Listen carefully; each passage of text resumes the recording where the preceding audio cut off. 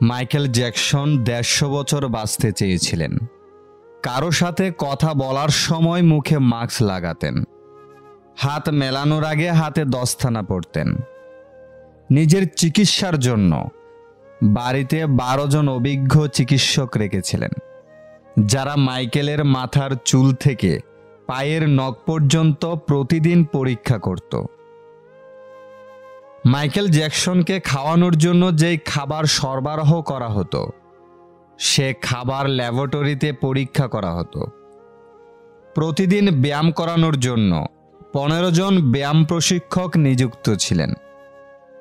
ঘুমাতেন অক্সিজেনযুক্ত বিছানায় এবং নিজের জন্য অর্গান ডোনার প্রস্তুত করে রেখেছিলেন, যাদের সমস্ত খরচ নিজে বহন করতেন, যাতে করে হঠাৎ প্রয়োজন হলে কিডনি, ফুসফুস এবং চোখ সহ বিভিন্ন অতীব জরুরি অর্গানগুলো মাইকেল জ্যাকসনকে তারা দিতে পারেন। এত চেষ্টা করার পরেও মাইকেল জ্যাকসন কিন্তু হেরে গিয়েছিলেন, এবং তার সেই হেরে যাওয়াটা ছিল মৃত্যুর কাছে, মাত্র ৫০ বছর বয়সে। মৃত্যু থেকে বাঁচার জন্য যত চেষ্টাই আমরা করি না কেন, মৃত্যু আমাদের গ্রাস করবেই। তুমি সবার প্রিয় কখনোই হতে পারবে না, কারণ তুমি মানুষ, টাকা না। জীবনে একা থাকতে শেখা প্রয়োজন, কারণ জীবনের সবথেকে খারাপ মুহূর্তগুলোকে একাই কাটাতে হয়। এত চাপ নিয়ে লাভ কি? আপনি ভেবে দেখেছেন কি, বয়স যখন ৪০ পার হয়ে যায়, তখন কে কতটা শিক্ষিত সেটা নিয়ে তেমনভাবে কেউ মাথা ঘামায় না। বয়স যখন ৫০ পার হয়, তখন কালো ফর্সা সবই সমান। কার চেহারা সুন্দর, দেখতে কে স্মার্ট, এটা নিয়ে আর কেউ ভাবে না। বয়স যখন ৬০ পার হয়, তখন উচ্চ পজিশনে চাকুরি আর নিম্ন পজিশনের চাকুরি, এটা আর কোনো ব্যাপার না। এমনকি একজন পিয়নও অবসরে যাওয়া বসের দিকে তাকায়ও না। বয়স যখন ৭০, তখন আপনার বড় ফ্ল্যাট, বড় বাসা কোনো গর্বের বিষয় না, বরং বাসা বড় হলে সেটা মেনটেন করাই কঠিন। ছোট একটি রুম হলেই কিন্তু আপনার চলে। বয়স যখন ৮০, তখন আপনার টাকা থাকলেও যা, না থাকলেও তা। আপনার টাকা খরচ করার ইচ্ছা হলে সেটা খরচ করার জায়গাও খুঁজে পাবেন না। এক লোক হাতির মালিককে বলল, এত বড় জন্তু বশ করলে কিভাবে? সে বলল, আদর দিয়ে। সব পশু আদর বুঝে, মানুষের চেয়ে বেশি বুঝে। মানুষকে আদর করলে মানুষ ভাবে আদরের পেছনে স্বার্থ আছে, পশু স্বার্থ বোঝে না। কাজে লাগতে পারে বলে ভালো ব্যবহার করবেন, এটা মোটেও উচিত নয়। ভালো ব্যবহার এই জন্য করবেন, সবাই না হোক, কিছু মানুষ অন্তত সম্মান ডিজার্ভ করে। সুযোগ যদি আপনার দরজায় কড়া না নাড়ে, তবে নতুন একটি দরজা বানান। শুনতে খারাপ লাগবে, কিন্তু এটা সত্য। টাকার অভাবে অনেকে পড়াশোনা ছেড়ে দেয়, অনেকেই নিজের স্বপ্নকে ছেড়ে দেয়, কিন্তু টাকার অভাবে সিগারেট, গাঁজা কেউ কখনো ছাড়েনি। বিশ্বাস আর নিঃশ্বাস হারিয়ে গেলে ফিরে আসে না। লুঙ্গি আর কপাল যে কোনো সময় খুলতে পারে। সম্মান আর ভালোবাসা অর্জন করে নিতে হয়। মেঘ আর কুকুর দুটোই আপন মনে ডাকে। বাচ্চা আর দুশ্চিন্তা দুটোই সময়ের সঙ্গে বাড়ে।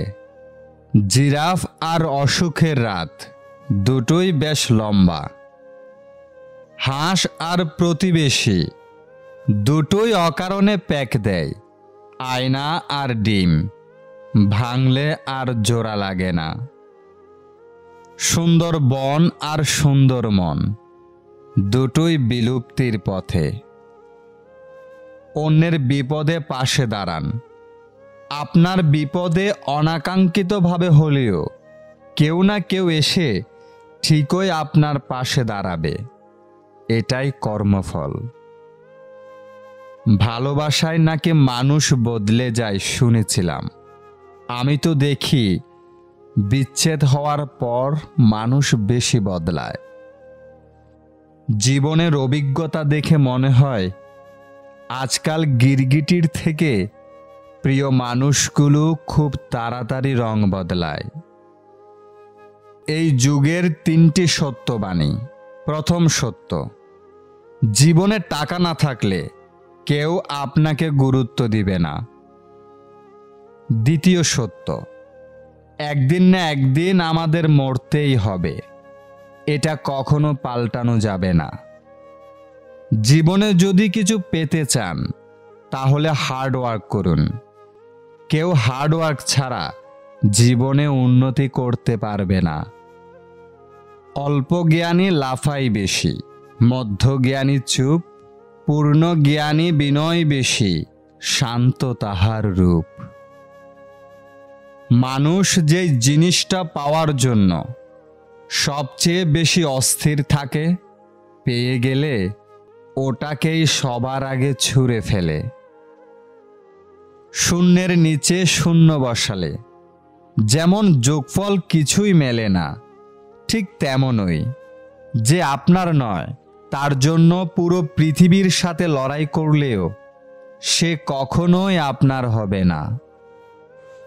সময়, বন্ধু আর সম্পর্ক, এই 3টে জিনিস আমরা বিনামূল্যে পাই, কিন্তু তাদের আসল মূল্য বোঝা যায় তারা জীবন থেকে হারিয়ে গেলে। কাজ আপনার আর নাম অন্যজনের হলে দুঃখ পাবেন না। আজন্ম দেখে আসছেন জ্বলছে ঘি আর তুলো, অথচ সবাই বলে প্রদীপ জ্বলছে। অপমান হজম করবেন কিভাবে? শান্ত থাকুন। মনে রাখবেন, উত্তেজনা কোনো সমাধান নয়। যিনি আপনাকে কটূক্তি করেছেন, আপনার সঙ্গে খারাপ ব্যবহার করেছেন, সমস্যাটা তার। অপরপক্ষ যাই বলুক না কেন, ইতিবাচকতা থেকে পিছু হটবেন না। কথা দিয়ে জবাব দিতে যাবেন না। কাজে বিশ্বাসী হন, কাজের মধ্য দিয়ে উত্তর দিন। দিনের আলোতে এমন কাজ করবেন না যাতে রাতের ঘুম নষ্ট হয়, আর রাতের অন্ধকারে এমন কাজ করবেন না যাতে আপনাকে দিনের আলোতে মুখ লুকিয়ে রাখতে হয়। আমার সন্তানকে আপনি শাসন করার কে? যখন থেকে শিক্ষক শিক্ষিকাকে এই কথার প্রচলন শুরু হয়েছে, ঠিক তখন থেকে আমাদের সমাজে বেয়াদবের সংখ্যা বেড়ে গেছে। কিছু মানুষ দেখবেন সব সময় অজুহাত আর যুক্তি রেডি রাখে, নিজেকে সঠিক প্রমাণ করার জন্য, নিজের ভুল অস্বীকার করার জন্য। সব সময় অজুহাত থাকবেই। 15 থেকে 23 বছর বয়স এত সহজ না। তুমি বন্ধু হারাবে, প্রিয় মানুষ হারাবে, তুমি ভুল করবে, তুমি পড়ে যাবে, তুমি ব্যর্থ হবে, তুমি কিছু বুঝতে পারবে না, তুমি বাস্তবতাকে আঘাত করবে, তুমি নিজেকে হারাবে, কিন্তু অবশেষে তুমি নিজেকে খুঁজে পাবে এবং তুমি শক্তিশালী হবে। বৃদ্ধাশ্রমে ডাক্তার, ইঞ্জিনিয়ার, শিক্ষকের মাকে দেখতে পাবেন, কিন্তু বিশ্বাস করুন কোনো দিনমজুর বা চাষির মাকে দেখতে পাবেন না। প্রতিশোধ নেওয়ার কোনো প্রয়োজন নেই, শুধু চুপচাপ বসে অপেক্ষা করুন। যারা আপনাকে আঘাত করেছে তারা নিজেরাই শাস্তি পাবে, আর আপনি যদি ভাগ্যবান হন তাহলে আপনি তা নিজের চোখেই দেখতে পাবেন। আবেগের বশে হঠাৎ করে কোনো ভুল কাজ করবেন না। ভাবিয়া করিবেন কাজ, করিয়া ভাবিবেন না। এই দুনিয়া প্রয়োজনের হিসাব চলে। শীতকালে যেই সূর্যের অপেক্ষা করি, গরমকালে সেই সূর্যকেই তুচ্ছ মনে করি। সুতরাং ততক্ষণ পর্যন্ত আপনি মূল্যবান যতক্ষণ আপনার প্রয়োজন। সব সময় হাসি খুশি থাকার জন্য কিছু কিছু বিষয় ত্যাগ করবেন। কোনো বিষয় নিয়ে অতিরিক্ত চিন্তা করবেন না। অতীত নিয়ে ভাবা বন্ধ করতে হবে। কারোর উপর খুব বেশি নির্ভর হয়ে পড়ার আগে নিজের অভ্যাস ত্যাগ করতে হবে। সবাইকে খুশি রাখার চেষ্টা বন্ধ করে নিজেকে খুশি রাখার চেষ্টা করবেন। অন্যের সাথে কখনোই নিজেকে তুলনা করবেন না। নিজের সাথে নিজেকে তুলনা করুন। তিনটি বিষয় নিয়ে বেশি চিন্তা করবেন না। অভাব নিয়ে চিন্তা করবেন না, তাহলে আপনার দুশ্চিন্তা ও দুর্দশা বেড়ে যাবে। অন্তরে লোভ তৈরি হবে। আপনার উপর জুলুম হয়েছে, সেটা নিয়ে বেশি ভাববেন না, তাহলে আপনার অন্তর কঠোর হয়ে যাবে।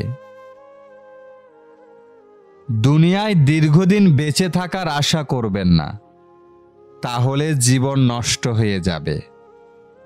আজ নয় কাল। কখনো কারোর দীর্ঘশ্বাসের কারণ হবেন না।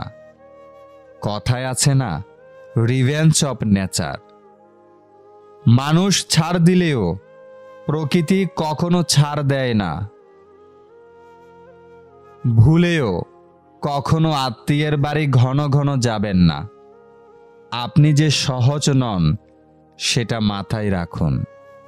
লোক আপনাকে সম্মান করতে বাধ্য হবে। হঠাৎ বড়লোক আর হঠাৎ ভদ্রলোক, এই দুই শ্রেণীর লোকদের থেকে সব সময় দূরে থাকা ভালো।